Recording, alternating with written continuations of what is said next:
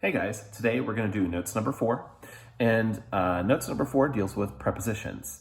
Now, prepositions are words like in, on, for, around. They're words that'll often go in front of a noun and they explain how that noun relates to other parts of the sentence. And in German, there are 5 prepositions. That would be the prepositions through, without, against, for, and around.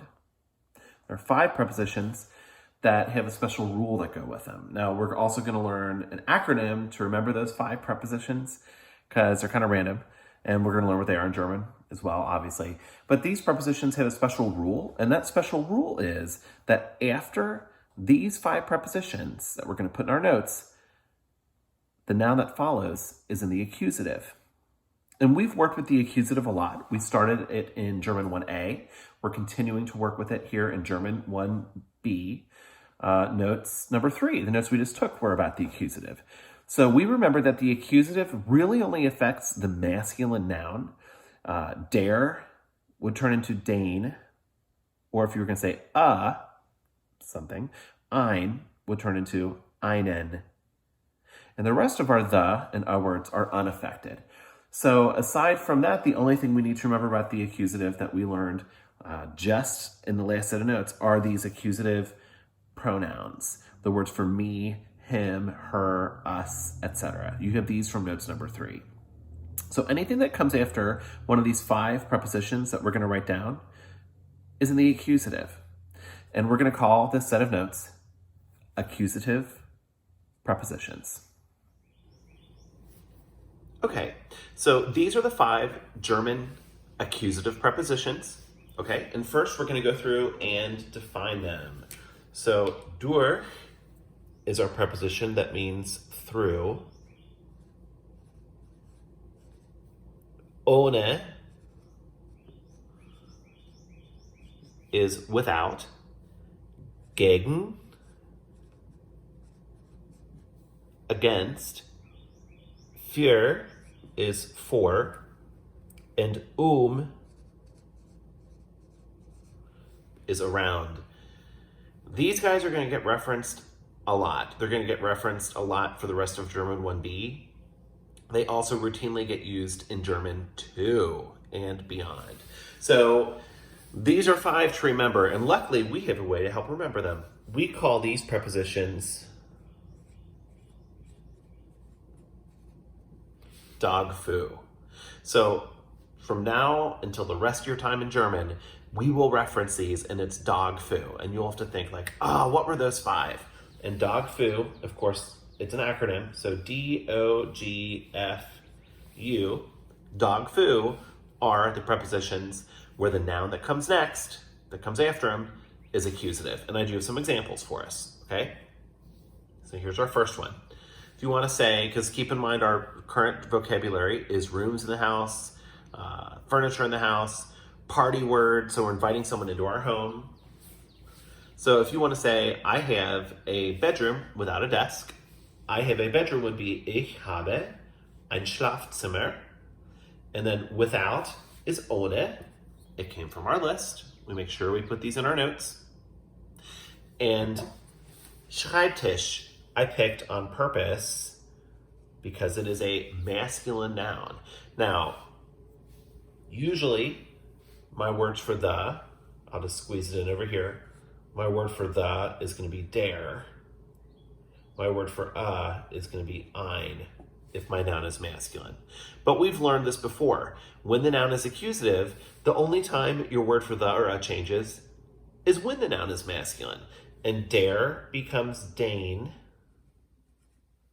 Ein becomes einen. So if you looked at this sentence and you saw that Schreibtisch was masculine, typically you would think, the masculine word for is ein. Feminine is eine, neuter is ein, etc. But here you'd be wrong. Since ohne is an accusative preposition, it's a dog foo, this guy right here has to be accusative. Whoop. So we have to put einen. Ich habe ein Schlafzimmer ohne einen Schreibtisch. Let's look at another two examples. Just in the interest of space, I didn't write the English for these, I just wrote the German. Wir fahren durch blank Stadt. Wir fahren means we're driving. Durch is my preposition for through, and a Stadt is a city. Stadt is a feminine noun. So we have der, die, or das. In this case, now in the last sentence I used ein, or einen, I used an a word. Let's use a the word here. It sounds a little bit more natural. We're driving through the city. So der, die, or das, well, my noun is feminine.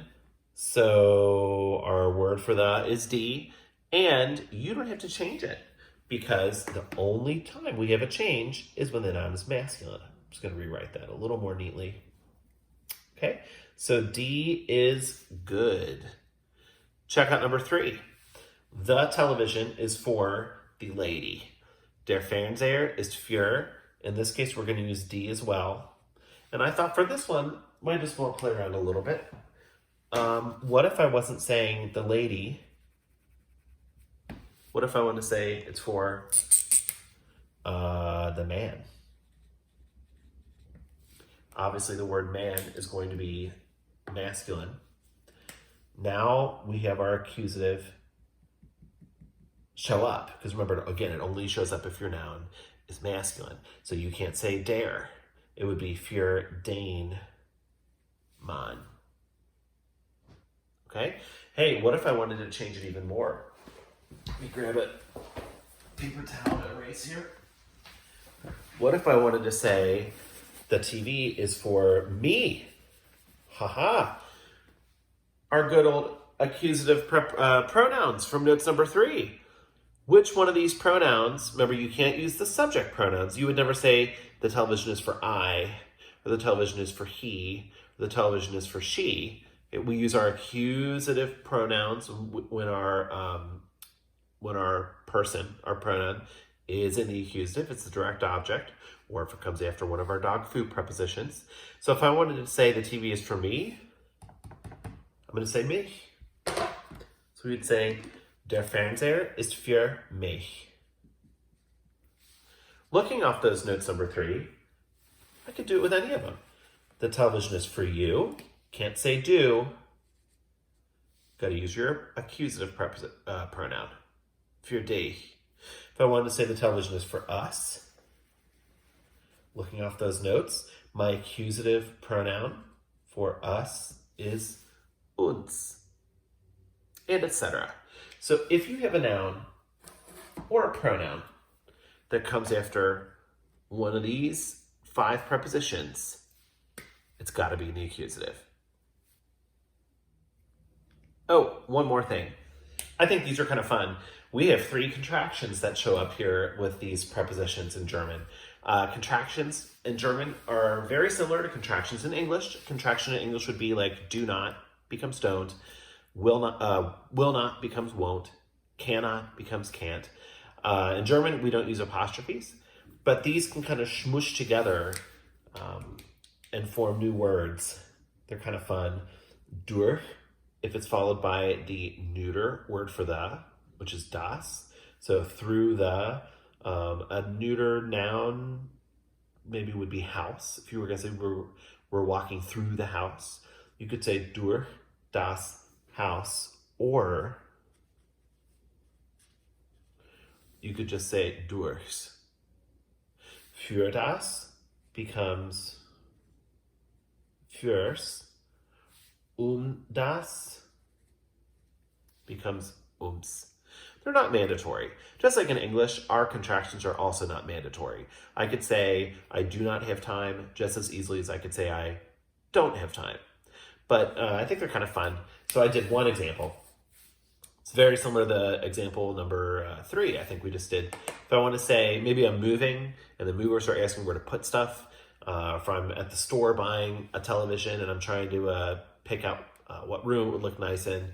Silly example sentence, but yeah, it's fine enough. The television is for the bedroom. Now, this sentence is perfectly correct in German, but if I wanted, I could turn für das into this contraction. So my sentence would say, der Fernseher ist fürs Schlafzimmer.